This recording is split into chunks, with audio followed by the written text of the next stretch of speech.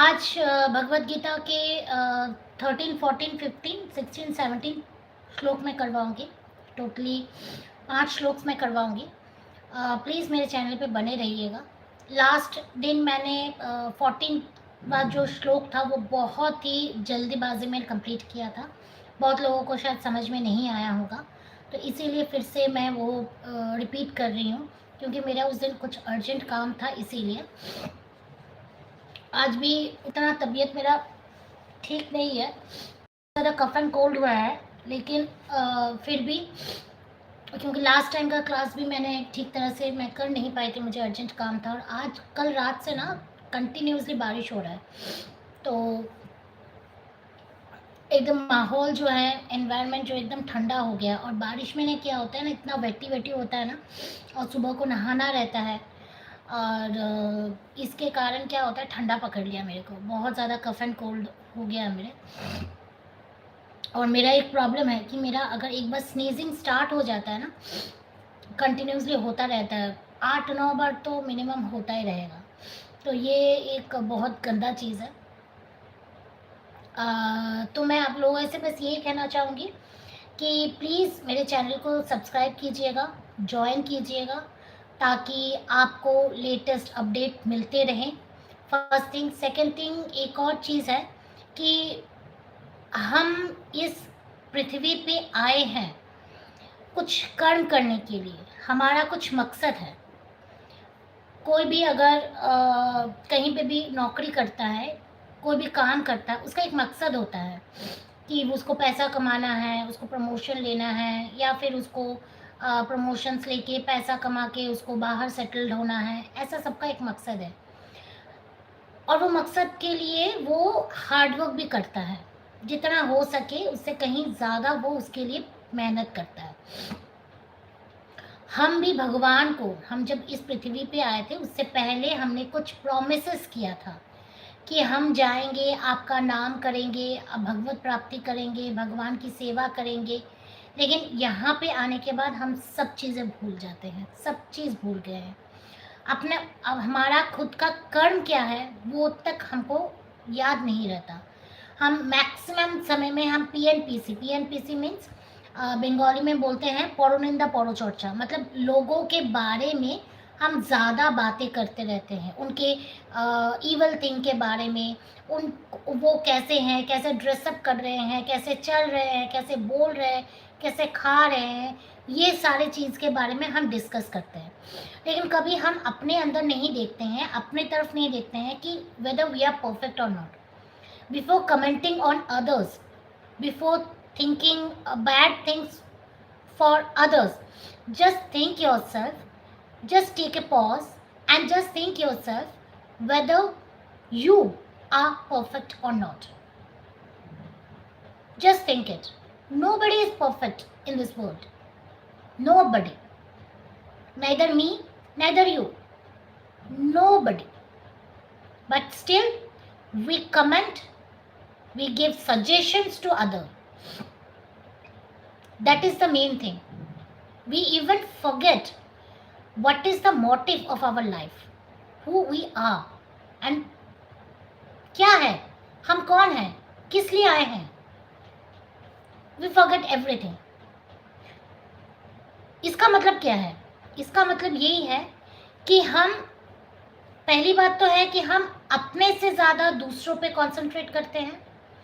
Second thing है, हम खुद का दोष नहीं देखते हैं, लोगों का दोष हमें बहुत ज़्यादा हम लोग उसके बारे में कर लेते हैं। लेकिन उस परिस्थिति में जब हम होते हैं, हम उसका कोई एक्सक्यूज़ बनाना चाहते हैं।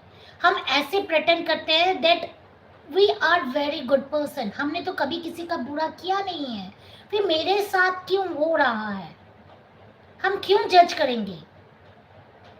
Who we are, हमने बनाया है उनको या उन्होंने खुद अपने आप को बनाया है। अगर हमारा बस चलता, या जिसके बारे में हम कमेंट कर रहे हैं उनका बस चलता, तो वो तो हर तरह से परफेक्ट होती। हाइट, वेट, चलना ढलना, रंग रूप, सब कुछ परफेक्ट होता। लेकिन नहीं है ना। क्यों? क्योंकि हमने खुद बनाया नहीं है अपने आप को, हमको बना के भेजा गया है, हमको बनाया गया है। किसने बनाया है? स्वयं लल्ला ने बनाया है, श्री कृष्ण ने बनाया है। तो जो चीज हमारे हाथ में नहीं है, हम क्यों दूसरे पे वो चीज कमेंट करें? भगवान ने जब हमें बनाया है, कुछ सोच के बनाया है, तो लेट इट बी ना। अगर भगवान को प्रॉब्लम नहीं है, जो इंसान है उसको प्रॉब्लम नहीं है, आपको क्या इतना प्रॉब्लम है? आप होते कौन हो? खिला रहे हो आप उसको? आप खिला तो नहीं रहे उनको। और जो लोग सुनते हैं और जो लोगों को एकदम लगता है कि भाई सच में मेरे बारे में ऐसा बोल रहे हैं, बैक बिचिंग कर रहे हैं, ये कर रहे हैं, आप इतना क्यों फिक्र करते हो? खिलाते हैं आपको। एक दिन आप भूखे रहोगे, वो आके खिलाएगा आपको।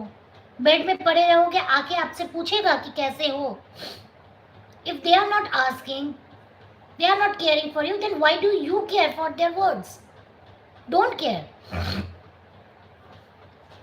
आपको केयर करने की कोई जरूरत नहीं है।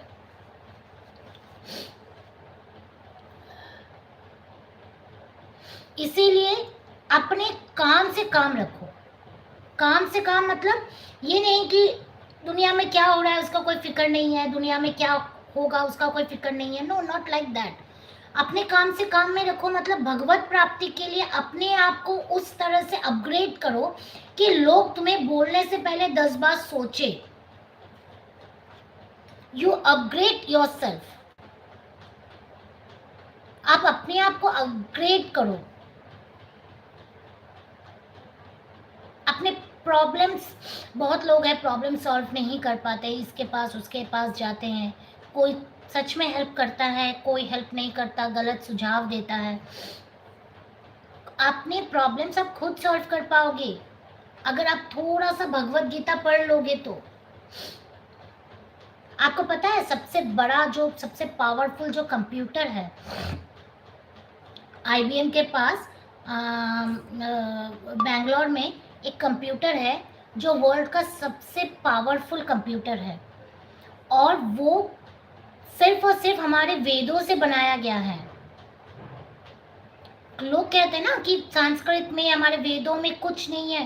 भाई वेद इज द बेस। वेदों को पढ़ो, थोड़ा सा साइंस मिलेगा आपको। आपको उसमें आपको साइंस मिलेगा, आपको उसमें जो मेडिसिन्स का है, मेडिसिन्स का मिलेगा, सब चीज मिलेगा आपको। आपको एस्ट्रोलॉजी मिलेगा, यू विल गेट एवरीथिंग। और वो कंप्यूटर जो है वो तो दुनिया का सबसे फास्टेस्ट कंप्यूटर है, और वो एक, बाकी कंप्यूटर के आप जब कोई कमांड देते हो तो वो एक समय में एक कमांड को ही ले पाता है, बट ये मल्टीपल काम कर सकता है।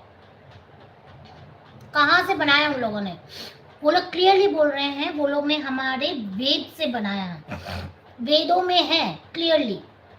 तो वेदों को आप छोटा मोटा मत समझो, आपके हर प्रॉब्लम का सल्यूशन हमारे वेदों में है। वेद पढ़ना मुश्किल है, अभी तो पूरा अनुवाद किया हुआ इंग्लिश, हिंदी, डिफरेंट लैंग्वेजेस में वेद आ गए हैं। टाइम नहीं है, अगर टाइम नहीं है तो सुन लो ना। मैं भगवत गीता पढ़ाती हूँ, भगवत गीता को एकदम सिंपल में बताती हूँ, सुन लो थोड़ा सा। आप कहीं पे ट्रैवल कर रहे हो, put the earphone and just listen. अगर उतने में भी आपको प्रॉब्लम होता है फिर तो हो गया, है ना? एटलीस्ट आप सुन तो सकते हो। कभी ना कभी जो चीज हम सुनते हैं ना, वो हमारे बैक ऑफ द माइंड में रहता है, और जब कभी भी हम वैसे स्थिति में पहुंचेंगे ना, तो वो हमारे ब्रेन उसको रिकॉल करेगा और वो आपके सामने लेके आके देगा कि हाँ, मैंने कहीं ना कहीं पे सुना था, कहीं ना कहीं पे पढ़ा था, और वो आपके पास आ जाएगा। तो प्लीज आप भगवत गीता अगर खुद पढ़ सकते हो तो वेरी गुड, नहीं पढ़ने का समय है। ईशु हेलो, नमस्ते, राधे राधे। आपके पास अगर टाइम नहीं है तो आप सुन लो, एटलीस्ट सुन तो सकते हो। इतने सारे बकवास चीजें हम सुनते हैं, देखते हैं दिन भर, एटलीस्ट कुछ काम का चीज तो सुन लो। तो मैं ज़्यादा टाइम वेस्ट नहीं करती हूँ, मैं भगवद गीता पे आती हूँ। मैंने जो 13th वाला श्लोक था वो मैंने अच्छे से समझा दिया था। मैं 14th वाला बताती हूँ। अन्न द्रवितम भूतानि पर्यनान दनन संभव यज्ञ द्रवित परजंतो यज्ञ कर्म समुद्रवः। सभी जीव जंतु आहार पर निर्भर है और आहार वर्षा से उत्पन्न होती है, वर्षा यज्ञ के कारण उत्पन्न होती है और यज्ञ कर्म से पैदा होती है। कोई भी फसल, हम कुछ भी खाते हैं, हम जो भी खाते हैं वो फसल से आता है, ठीक है। फसल होने के लिए, अच्छे तरह से फसल को पकने के लिए या फसल सही से लगने के लिए वर्षा की ज़रूरत होती है। जब वर्षा नहीं होते हैं, अभी तो मानसून है, लेकिन वर्षा कभी कभी होता है ना, मानसून डिले हो जा रहा है ये वगैरह, तो तब क्या होता है, यज्ञ करते हैं ताकि वर्षा जल्दी आए। होता भी है, बहुत सारी जगहों में यज्ञ किया जाता है वर्षा के लिए। तो वर्षा यज्ञ से होता है। और यज्ञ क्या होता है, यज्ञ कौन कर पाता है, यज्ञ कर्म कर पाते हैं जिनका कर्म अच्छा है। जो यज्ञ वो लोग कर पाते हैं जो लोग संत हैं, जो लोग ब्राह्मण हैं, ठीक है। तो उनको उनकी जो ज्ञान है, अच्छे से ज्ञान है। और यज्ञ कर्म से पैदा होता है। और कर्म कहाँ से आता है, कर्म वेदों से आता है। हमें क्या करना चाहिए, हमारे लिए सही क्या है, हमारे लिए गलत क्या है, ये कहाँ से आता है, ये वेदों से आता है। जो इंसान वेद पढ़ता है उसको सही गलत सब चीज़ का ज्ञान होता है, तो ये वेदों से आता है। 15 श्लोक, कर्म ब्रह्मो द्रव्य विधि ब्रह्माश्रय समुद्रवता तस्य आत्मार्गवर्गतम ब्रह्म नित्यम यजे प्रतिष्ठितम। यह जानो कि निर्धारित कर्म वेदों से प्राप्त होती है और वेद अविनाशी परम सत्य से उद्भूत होते हैं। इस प्रकार सर्वभूत परम सत्य नित्य यज्ञ कर्म में विद्यमान है। यानी कर्म जो है वेदों में होते हैं। और वेद कहाँ से आता है, वेद आते हैं हमारे स्वयं भगवान के मुख से वेद लिखे गए हैं। तो जो कर्म के बंधन से हैं, यानी कि वो डायरेक्टली भगवान से लिंक्ड है ना। जैसे मैं आपसे अगर बात कर रही हूँ, किस पोर्टल से बात कर रही हूँ, ये एक फ़ोन के पोर्टल से बात कर रही हूँ, फ़ोन के थ्रू बात कर रही हूँ। यानी कि आप अगर वो चीज़ सुन रहे हो तो मेरा आपसे कहीं ना कहीं पे कनेक्शन है, इसीलिए आप वो चीज़ सुन रहे हो, सुन पा रहे हो, इनडायरेक्टली नॉट डायरेक्टली, क्योंकि मैं आपको नहीं जानती, आप मुझे नहीं जानते हो। मोहित जेपटी, आप मुझे नहीं जानते हो, मैं आपको नहीं जानती हूँ। राधे राधे मोहित जी। आप मुझे नहीं जानते हो, मैं आपको नहीं जानती हूँ, लेकिन फिर भी हम बात कर रहे हैं। हम एक दूसरे, मैं अपना जो मुझे बोलना है, जो मैं आप क्लास करवा रही हूँ, उसका जो चीज़ है मैं आप तक पहुँचा रही हूँ इस फोन, इस इंटरनेट के माध्यम से। तो इसका मतलब क्या है, इसका मतलब क्या है, इसका मतलब ये है कि कहीं ना कहीं पे इनडायरेक्टली वी आर लिंक्ड। उसी तरह से जब हम भगवान को, वेद कहाँ से आते हैं, वेद आते हैं हमारे भगवान से, उनके मुख से ही वेद उत्पत्ति हुई है, वेदों की उत्पत्ति है।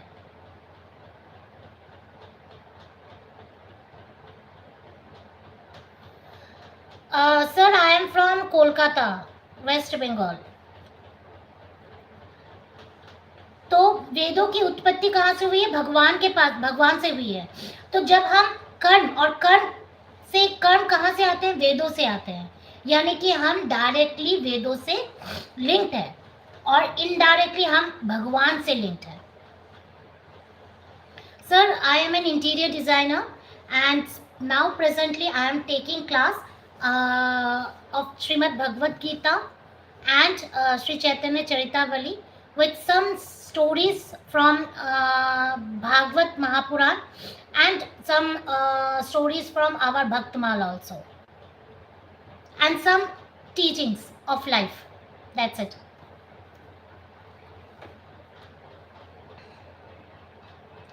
एवं प्रवृत्ति चक्रम ना नानुवर्तयिः यः आधुनि इंद्रियरामो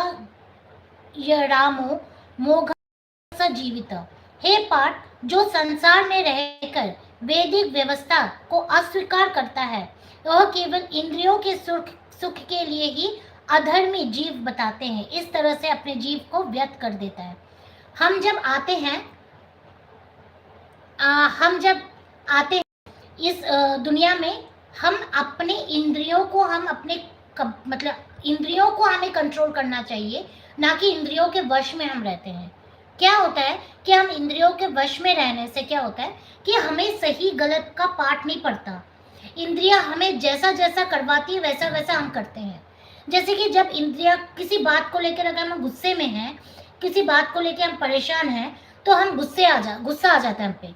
हम गुस्सा जब आ जाते हैं, sir, my Insta ID is already in the channel. You can get it from there, sir. तो हम जब गुस्से में होते हैं तो हमें सही गलत की फिक्र नहीं होती, सही गलत का कोई सेंस नहीं होता। First thing. सेकंड थिंग है कि जब हम किसी चीज़ को हम पाना चाहते हैं, यानी लोभ, उस लोभ को पाने के लिए, उस चीज़ को पाने के लिए हम कोई भी हद तक जाते हैं। हम ये नहीं सोचते कि हम सही जगह जा रहे हैं, सही दिशा में जा रहे हैं या नहीं। यानी कि हम अपने इंद्रियों के वश में हैं। लेकिन यही चीज़ अगर हम अपने वश में इंद्रियां करते, तो गुस्सा अगर आता भी तो हम क्या सोचते, ठीक है थोड़ा शांत हो जाते, पानी पी लेता हूँ मैं, थोड़ा मैं शांत हो जाए, बेकार उसको बोल के। अभी मैं क्या होता है, जब हम गैस पे अगर दूध चढ़ाते हैं, जब वो दूध उबलता है, तो जब उबलता है तो क्या करते हैं, हम गैस को और ज़्यादा तेज करते हैं कि कम करते हैं? कम करते हैं ना, ताकि वो जो उबल रहा है दूध वो कम हो जाए। यानी कि सामने वाला जब गुस्से में होता है, तब हमें चिल्ला के उसके साथ बात नहीं करना है। Let the person get cool down, क्योंकि उस समय हम जो भी बोलेंगे वो पर्सन के कानों तक, दिमाग तक कुछ नहीं जाएगा, उससे सिर्फ वो बहसबाजी होगा। क्या होता है कि ठीक है, उसका अगर भड़ास है, उसका कहीं पे फ्रस्ट्रेशन है, let the person give it to you, कोई प्रॉब्लम नहीं है, वो आपको दे दे। लेकिन जब उसका गुस्सा ठंडा हो जाएगा, जब वो शांत हो जाएगा, जैसे सुबह के समय शाम हो गया, शाम को जब वो शांत हो जाता है, एकदम शांत हो जाता है, तब आप उसके पास में जाओ, उसको जाके बोलो कि आप यहाँ पे गलत थे, आपको जो भी बोलना है, जो भी समझाना है, तब समझाओ। वो इंसान तब समझेगा। लेकिन अगर वो इंसान गुस्से में है, आप अगर उसको समझाने की कोशिश करोगे, वो नहीं करेगा। एक सिंपल एग्जांपल मैंने आपका डे टू डे बताया। जब दूध जब उबलता है गैस में रख के, हम जो फ्लेम है उसको ज़्यादा तेज नहीं करते, बल्कि कम करते हैं, ताकि वो उबल के नीचे ना गिरे। तो हमें अपनी इंद्रियों को कंट्रोल में करना है, क्योंकि अगर इंद्रियों के कंट्रोल में हम रहेंगे, हम सही गलत किसी चीज़ का ये नहीं करेंगे, तब हमसे क्राइम होगा, तब हमसे गलत काम होगा। क्योंकि इंद्रियां चाहती है कि हमसे गलत काम करवाना। लेकिन चीज़ों को सेटल्ड आउट करके अगर हम सोच के फिर कोई काम करें, तब वो काम एकदम फुल फ्लेजेड सक्सेसफुल होता है। इसीलिए कभी भी एंजाइटी के साथ, एंगरनेस के साथ कभी कोई डिसीजन अपने लाइफ का मत लीजिएगा। बिकॉज जो डिसीजन आप उस समय लोगे ना, वो डिसीजन हमेशा रॉन्ग ही होगा, हमेशा हमेशा रॉन्ग होगा। तो जो इंसान इंद्रियों के वश में रहता है, वो हमेशा ये जन्म और मृत्यु के चक्कर में ही रहता है। क्यों? क्योंकि वो तो इंद्रियों के वश में है। आज उसे ये चाहिए, कल उसे वो चाहिए। पहला तो उसको नौकरी चाहिए, उसके बाद उसको इंक्रीमेंट चाहिए, उसके बाद घर चाहिए, उसके बाद गाड़ी चाहिए, उसके बाद विदेश में यात्रा चाहिए। उसकी जो विशेष है कभी खत्म नहीं होगी। लेकिन जो इंद्रियों को वश में कर लेगा, वो क्या सोचेगा, बस काफ़ी है, आई एम सेटिस्फाइड, मुझे सुबह शाम अच्छे खाना मिल जा रहा है, अच्छे पहनने को मिल जा रहा है, अपने फैमिली के साथ टाइम स्पेंड करने के लिए मिल जा रहा है, आई एम हैप्पी। जितना अपना चीज़ें लिमिटेड रखोगे ना, उतना अच्छा होगा। मान लीजिए एक इंसान का चारों ओर प्रॉपर्टी रखा हुआ है, उसको प्रॉब्लम होता है वो सारे प्रॉपर्टीज को मेंटेन करना प्रॉपरली। क्या करता है, वो रेंट पे चढ़ाता है या फिर वो कहीं पे वो किसी और काम पे दे देता है, इस तरह से करता है ताकि उसका जो टेंशन हो तो कम हो। लेकिन वो इंसान देखो, जो इंसान सेम अमाउंट में कमाता है उसी के जैसे, लेकिन उसका जो वैल्यू ऑफ मनी है, जो वैल्यू ऑफ प्रॉपर्टी है, वो बहुत लिमिटेड है, उसका वो चीज़ बहुत लिमिटेड है, उसको वही चीज़ मिल रहा है लेकिन बहुत लिमिटेड, तो उसका टेंशन कम है। इसीलिए हमें क्या करना है, हमें अपने टेंशन को लिमिटेड रखने के लिए, अपने टेंशन को कम करने के लिए अपनी चीज़ों में थोड़े में ही संतुष्ट रहो। क्या होगा, शायद जो इंसान 4 बार विदेश जाते थे घूमने के लिए, आप शायद 2 बार जाओ या 1 बार जाओ, खुश हो। आप नहीं जानते हो कि वो इंसान किस तरह का लाइफ लीड कर रहा है, उसको कितना तरह का टेंशन है, उसको रात में नींद नहीं आता। कम से कम आप चैन की नींद तो सो रहे हो अपने खाट पे, चैन से 2 रोटी खा तो रहे हो, चैन से भगवान का नाम तो कर रहे हो, थैंक यू तो बोल रहे हो। उस इंसान के पास सब कुछ है लेकिन सही समय पे खाने का नहीं है, सो नहीं पाता है, हमेशा टेंशन में रहता है, अभी क्या करना है क्या नहीं करना है, तरह तरह के रोगों को अपने अंदर आमंत्रण कर चुका है। ठीक है, यस्य वास्त मरते तीव स्व आत्मा तृष्ट मानवा आत्मेन च संतुष्टस्य कार्य न वेद। जो व्यक्ति स्वयं में ही सुख अनुभूति करता है और उसका कोई कर्तव्य नहीं है, वह स्वयं में ही सुख रहता है और अंततः पूर्ण रूप से आत्मा संतुष्टि होता है। जो मैंने आपको बताया, जो मैंने आपको सिंपली बताया, वही चीज 17वां श्लोक में दिया गया है। अपना देखिए, मैं इसको अगर पूरा जीस्ट कर दूं फ्रॉम 13 टू 17 तक, फर्स्ट थिंग अपने कर्म को जानो, आप किस लिए इस पृथ्वी पे आए हो। सेकेंड थिंग है, आप ये जानने की कोशिश करो कि आपका जो लिमिटेशन कहाँ पे है, इंद्रियों को अपने वश में करो। बहुत से इंसान होते हैं, बहुत से लोग होते हैं जो सुबह को उठते हैं, अपने खाने के लिए खोजते हैं, खाना आता है, खाते हैं, सो जाते हैं, कोई कर्म नहीं है। समाज के ऊपर जो उनका कर्तव्य है वो कर्तव्य तक नहीं करते हैं। भगवान ने आपको क्या ऐसे ही खाने के लिए और सोने के लिए भेजा है? आपका कोई कर्तव्य नहीं है, आपका कोई कर्म नहीं है। है तो हर एक का कर्म है, हर एक कर्म करेगा। तो जो सिर्फ सुबह को उठता है, खाता है, अपना खाने का व्यवस्था करता है और सो जाता है, वो इंसान जन्म और मृत्यु के ये जो चक्कर है उससे कभी निकल ही नहीं पाता। ऐसा नहीं है कि उसको मनुष्य जन्म में मिलेगा, इसके बाद दूसरे योनि में भी कीड़े मकोड़े, पतंगे, जानवर, हर तरह के जीवों में जीवन और मृत्यु के इसमें वो साइकिल करेगा।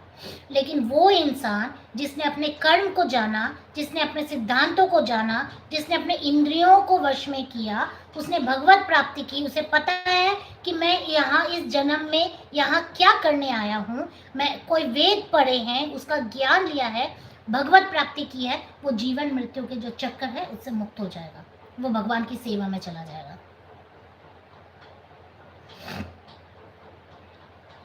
अपने कर्म के साथ भगवान की भी सेवा करनी चाहिए। आशा करती हूँ कि आपको ये चीज़ जो मैंने बताया है वो चीज़ समझ में आया है। और मेरे जो वीडियोस हैं अपलोडेड हो चुके हैं, अपलोडेड हो जाते हैं, ये लाइव भी कल अपलोड हो जाएगा। और कल जो मैंने श्री चैतन्य का क्लास लिया था वो भी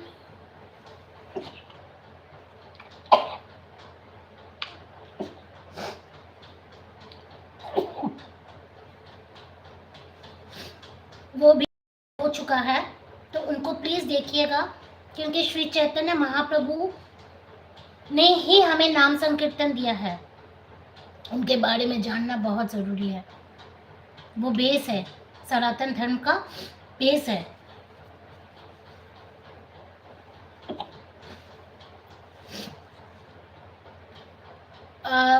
सैटरडे संडे कोई क्लास नहीं है, डायरेक्टली मंडे को क्लास होगा, भगवत गीता का क्लास होगा। मैं इसका पोस्ट ऑलरेडी दे दूँगी। प्लीज़ मेरे चैनल को सब्सक्राइब कीजिएगा अगर अच्छा लगे तो। और 29 से 2 तक मैं आउट ऑफ कंट्री रहूँगी। मैं इंडोनेशिया बाली जा रही हूँ। तो जितने भी मेरे व्यूअर्स हैं जो लोग इंडोनेशिया बाली में रहते हैं, मैं आई थिंक मैं 31 31 को मैं शायद इस्कॉन टेम्पल जाऊंगी बाली के। तो जिनको मेरे से मिलना है या मुझे उन लोगों से मिलना है मेरे व्यूअर्स से, तो प्लीज़ वहाँ पे आ जाइएगा ताकि मैं आप लोगों से मीट कर सकूँ। और अपना प्लीज़ ख्याल रखिएगा। सामने वीकेंड है, बारिश हो रही है, बच्चों का प्लीज़ टेक केयर कीजिएगा, बारिश में ना खेलें, क्योंकि ये जो बारिश में खेलने से ही बुखार और सर्दी पक्का लग जाएगा, जैसे मुझे हो चुका है। तो प्लीज़ अपना ख्याल रखिएगा। वीकेंड को अपने फैमिली के साथ गरम गरम पकौड़े और चाय के साथ स्पेंड कीजिएगा, और मुझे बताइएगा कैसे आप लोगों ने वीकेंड स्पेंड किया है। मेरा इंस्टा आईडी भी मेरे इस चैनल में दिया हुआ है, मेरा व्हाट्सएप का कम्युनिटी पोस्ट भी इस चैनल में दिया हुआ है, वहाँ पे भी आप मुझे बता सकती हो। तो प्लीज़ मुझे बताइएगा वीकेंड बच्चों के साथ, फैमिली के साथ, फ्रेंड्स के साथ कैसे सेलिब्रेट किया, चाय पकौड़े के साथ। ठीक है, तब तक अपना ख्याल रखिएगा। राधे राधे।